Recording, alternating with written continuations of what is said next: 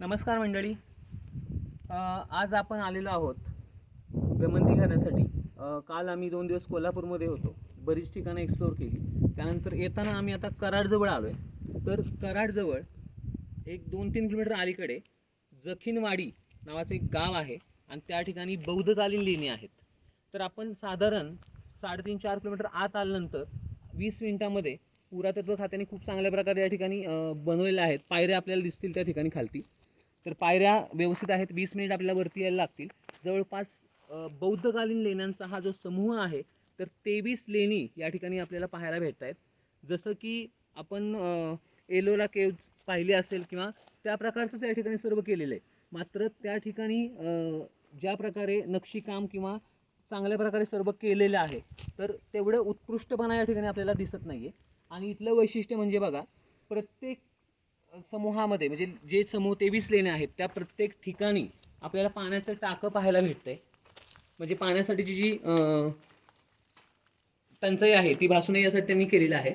तर ही 23 नंबर लेणी आहे. या ठिकाणी आपल्याला पडझड झालेली दिसतीये आणि या प्रकारे ह्या ज्या रूम दिसत आहेत, छोट्याशा खोल्या दिसत आहेत आपल्याला, तर अशा प्रत्येक लेणीमध्ये काही लेणीमध्ये 10 आपल्याला भेटत आहेत, काही लेणीमध्ये 8 भेटत आहेत. तर अशा प्रकारे छोट्या छोट्या गोष्टी आपल्याला या ठिकाणी पाहायला भेटत आहेत. आणि हा जो चौथरा दिसतोय आपल्याला, ही एवढ्या आकाराची रूम आणि हा चौथरा म्हणजे ही झोपण्यासाठी किंवा बसण्यासाठीची जागा असेल, तर हे आपल्याला प्रत्येक ठिकाणी पाहायला भेटतंय. तर आता पुढच्या लेण्या आपण पाहूयात.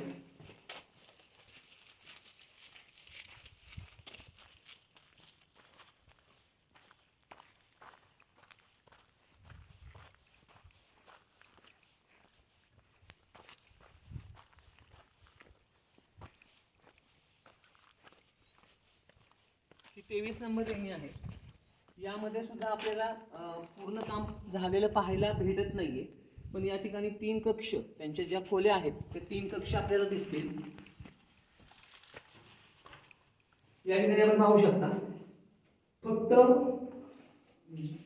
3 कक्ष आहेत आणि सेम तुम्हाला दाखवला तिथं बसण्यासाठी जो चौथरा बनवलेला आहे सेम या 3 ठिकाणी बनवलेला आहे.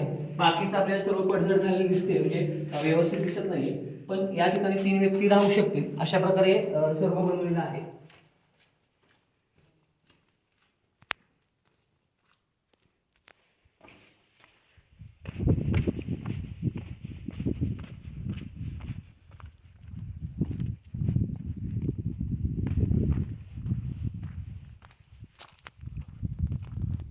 आणि सर्वात मोठी लेणी म्हणजे या 24 समूहातील 24 लेण्यापैकी सर्वात मोठी लेणी या ठिकाणी आपल्याला पाहायला भेटते. या ठिकाणी 10 व्यक्ती, प्रत्येकांचा कक्ष वेगळा आहे, प्रत्येकजण वेगळ्या ठिकाणी राहू शकतात. असे 10 भाग आपल्याला या ठिकाणी दिसत आहेत. हा डाव्या आणि उजव्या बाजूचा भाग मात्र मोठा आहे, म्हणजे हा ओपन आहे. आणि बाकीचे 8 जे दिसत आहेत त्यांना छोटेसे दरवाजे दिसत आहेत आणि आतमध्ये सेम चौथरा आहे आणि छोटीशी जागा आहे.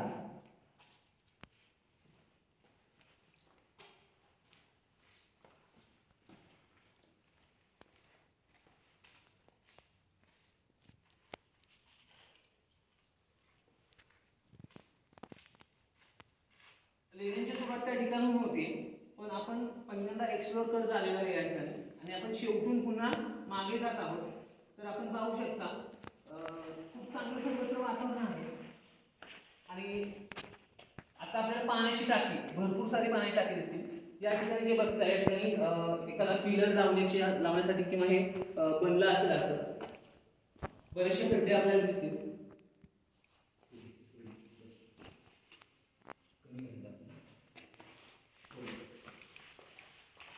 आणि आपण सांगितल्याप्रमाणे आपण आता या ठिकाणी ही लेणी क्रमांक आहे 22, पुढे 23 आणि 24.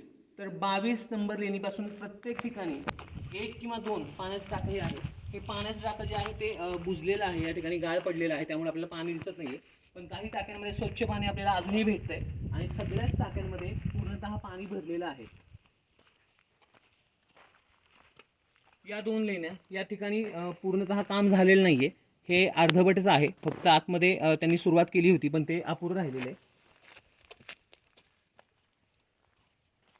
त्यानंतर या लेणीची सुद्धा पडझड झालेली आपल्याला दिसते. या ठिकाणी आपण बघू शकता.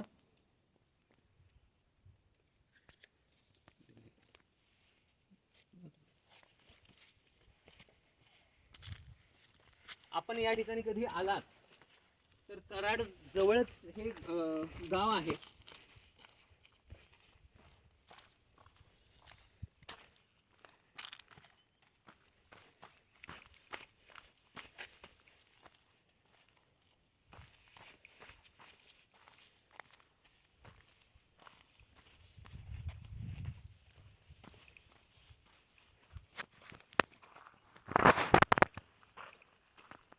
या शेवटच्या 4 लेण्या आणि बाकीच्या इकडच्या 20 लेण्या यामध्ये थोडंसं अंतर आहे. ते आपण चाल तिकडे आले होतो. तर आता पुन्हा आपण मागे जातोय.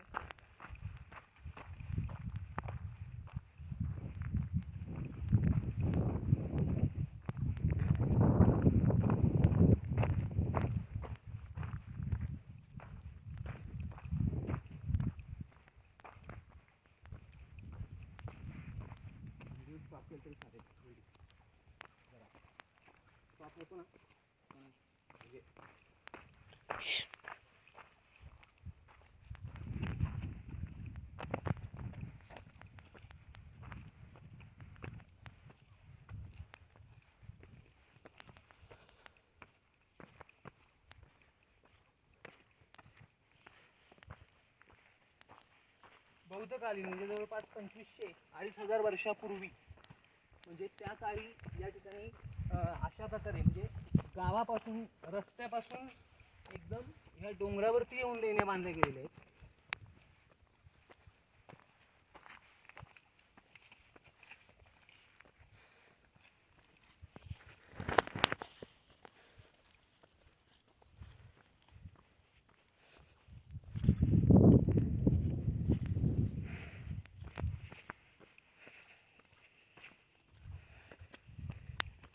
पुरातत्व खात्याने खूप चांगल्या प्रकारे इथलं काम केलेलं आहे.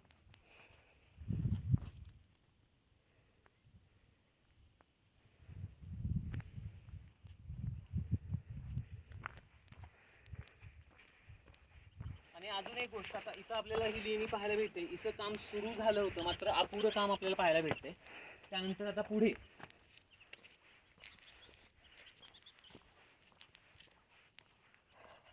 ही लेणी जी दिसते आपल्याला, यामध्ये स्तूप आहे.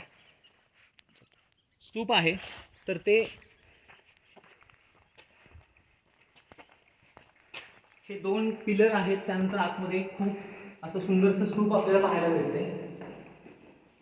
आणि विशेषतः म्हणजे या ठिकाणी आपण निरखून बघाल तर वरती ह्या वरतून येणारे जे पाणी आहे, तर पाणी यातून वाहून जाण्यासाठी इथे एक चाकोरी केलेली आपल्याला दिसते. तर या चाकोरीतून पाणी इथून बाहेर पडतंय. इथून बघू शकता, या ठिकाणून हे पाणी चाकोरीतून बाहेर जातं. म्हणजे त्या काळी किती विचार केलेला होता की या गोष्टींची गरज आहे, म्हणून या गोष्टी त्यांनी केलेल्या आहेत.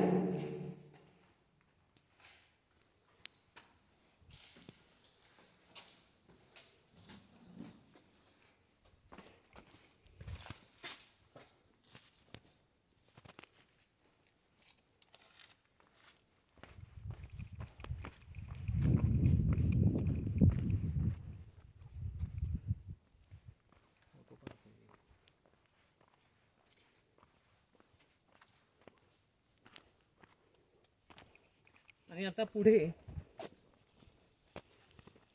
ही जी गुफा आहे, या ठिकाणी आपल्याला स्वच्छ पाणी भेटते. याच्यावरती आता पुढे एक जी गुफा आहे, त्या ठिकाणी वरती सुद्धा याला झाकण टाईप म्हणजे पूर्ण कव्हर केलेले, पण हे पाणी घाण झाले. पुढचं जे पाणी आहे आपल्याला एकदम निखळ आणि नितळ भेटेल. आणि या ठिकाणी आपल्याला छोटंसं फक्त एक जो कक्ष आहे, हा कक्ष एकच पाहायला मिळतोय. आणि वरती चौथरा.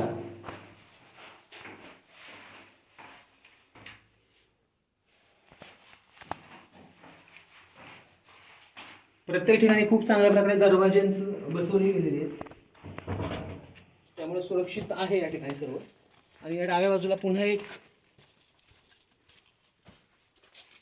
पण या ठिकाणी बंद असल्यामुळं आतमध्ये दोन भिंतीच दिसतात इथून बघायला गेले तर, पण पुढचा भाग दिसत नाही, अंधारलेला आहे त्यामुळे. तर ही 16 नंबर ही गुफा आहे.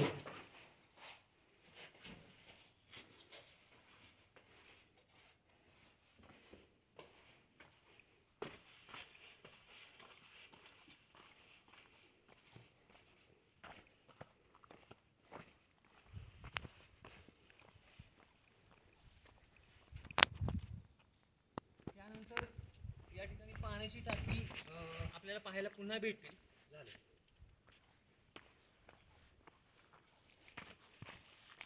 प्रत्येक ठिकाणी एक पाण्याचं टाकं, म्हणजे जवळपास 20-21 पाण्याची टाकी या ठिकाणी तयार केलेली आहे. आता ही 12 आणि 13 नंबर गुफा आहे.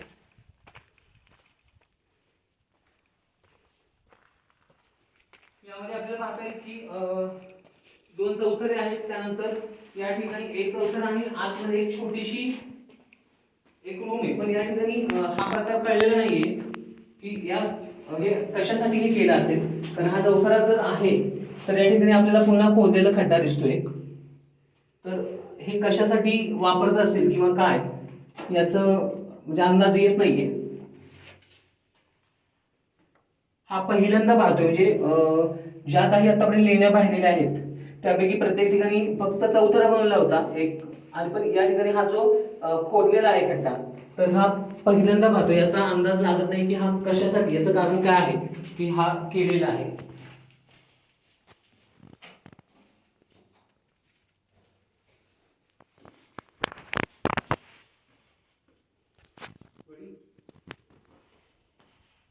आणि यानंतर हे दुसरं स्तूप आपल्याला पाहायला भेटतंय, जे की पडझडीला आलेलं आहे. आणि पुरातत्व खात्याने या ठिकाणी कोबा वगैरे केलेला आहे, पण हे पडझड झाल्यामुळे याचं बांधकाम सुरू आहे.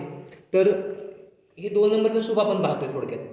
या ठिकाणी एकूण 3 स्तूप आहेत, तर त्यातलं हे 2 नंबरचं आता इथं बांधकाम चालू आहे. वरती पडझड दिसते, वरती किती छान प्रकारे म्हणजे नक्षीकाम करण्याचा प्रयत्न होता, पण आय थिंक ते पण राहिलेलं आहे का. पण बाकी आपल्याला वरती एक सर्कल खूप छान प्रकारे दिसते आणि दगडामध्ये सगळं कोरलेलं खूप सुंदर आहे हे.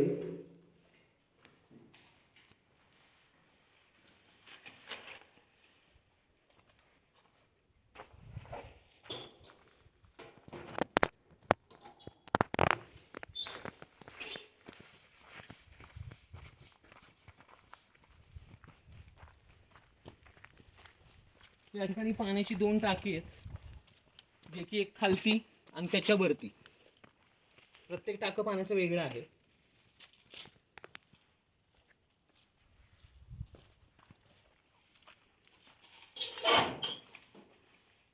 आणि या ठिकाणी सुद्धा एक स्वतंत्र कक्ष, त्याच्याच बाजूला हा दुसरा कक्ष आणि चौथरा. तर हे जे दिसतंय आपल्याला, हे पडलेलं होतं, हे बांधकाम करून घेतलेलं आहे आता. पुरातत्व खात्याचं चांगलं काम या ठिकाणी झालं का, म्हणजे आपल्याला पाहायला भेटतंय खरं तर.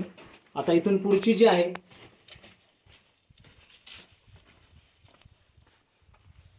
10 नंबरची ही गुफा आहे.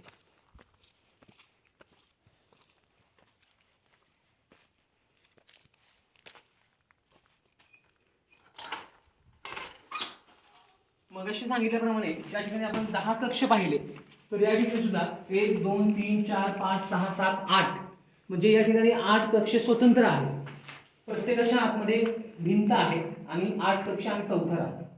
म्हणजे 8 व्यक्तींसाठी हे बहुधा असावं. बरीचशी पडझड झाली आणि याचं काम चालू आहे. म्हणजे या ठिकाणी बनवता येते सिमेंट वगैरे, माती वेगळ्या प्रकारचा वापर करून हे बांधकाम चालू आहे पडझड झाल्यामुळे.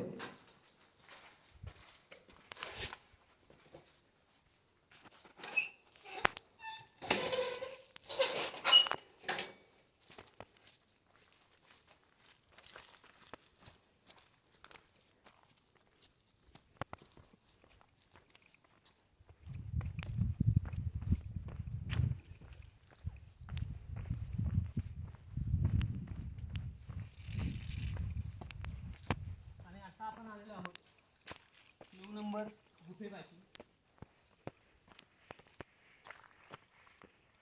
आपल्याला जे सांगितलं प्रत्येक ठिकाणी पाण्याचा टाका आहे, तर आपण पाहू शकता यावरती छत आहे, यामुळे इथलं जे पाणी आहे ते एकदम स्वच्छ आहे.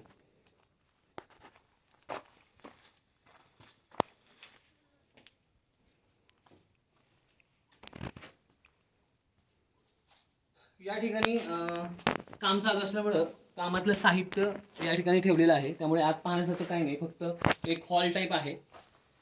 बाकी काम राहिलेलं आहे आतमध्ये.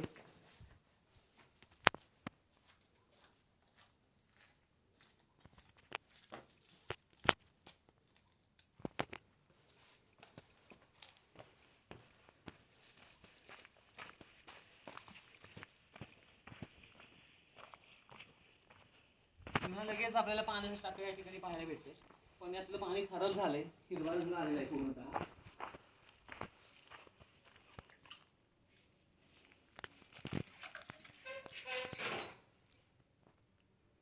या ठिकाणी 2 कक्ष आहेत स्वतंत्र. 2 कक्ष आहेत, जसे आपण मागे पाहिले तसेच या ठिकाणी 2 कक्ष आहेत.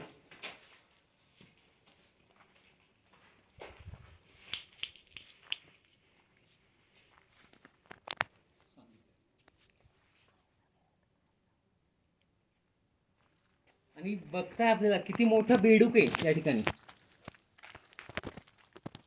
छान प्रकारे होतोय तो या ठिकाणी. बरीचशी बेडकं आहेत.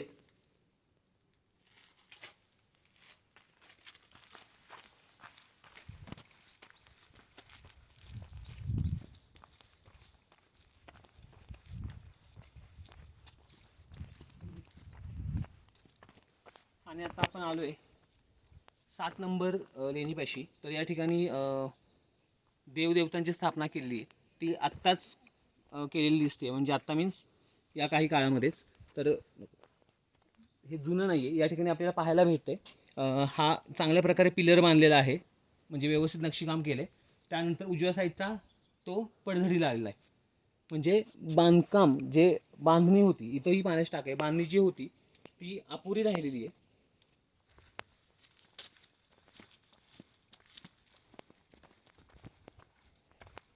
आणि या ठिकाणी मगाशी बोलल्याप्रमाणे 3 स्तूप आहेत. त्यातलं हे पहिलं स्तूप जे खूप सगळ्यात मोठं, आणि यामधली रचना आपण पाहू शकता. प्रवेशद्वारापाशी आपल्याला पहिल्यांदा इथं डाव्या साईडला सिंह दिसतोय. सिंहाची मुद्रा म्हणजे एक शिल्प आकारलेलं आहे. आणि त्यानंतर आपल्याला एक चक्र दिसतंय. एक चक्र आपण पाहू शकता डाव्या साईडला, आणि उजव्या साईडला सिंह, आणि आतमध्ये भलं मोठं स्तूप. आणि याची रचना अशी केली आहे की या स्तूपावरती प्रकाश पडण्यासाठी वरती आपण इथं बघू शकता खिडकीसारखा प्रकार केलाय, जेणेकरून जे ऊन आपल्याला दिसतंय, जेणेकरून आपल्याला ऊन जे येते, प्रकाश येतोय, तो या स्तूपावरती पडावा आणि ते दिसावं.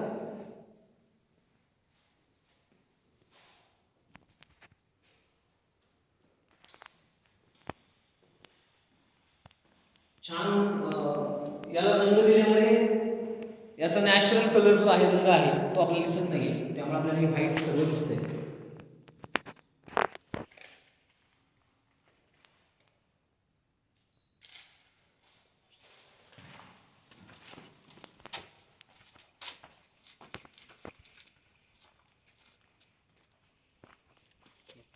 या ठिकाणी पाण्याचं टाक आहे. तर उन्हाळ मंडळी, आज आपण या नव्या ठिकाणी आज आपण आलो, नवीन जागा एक्सप्लोअर केली.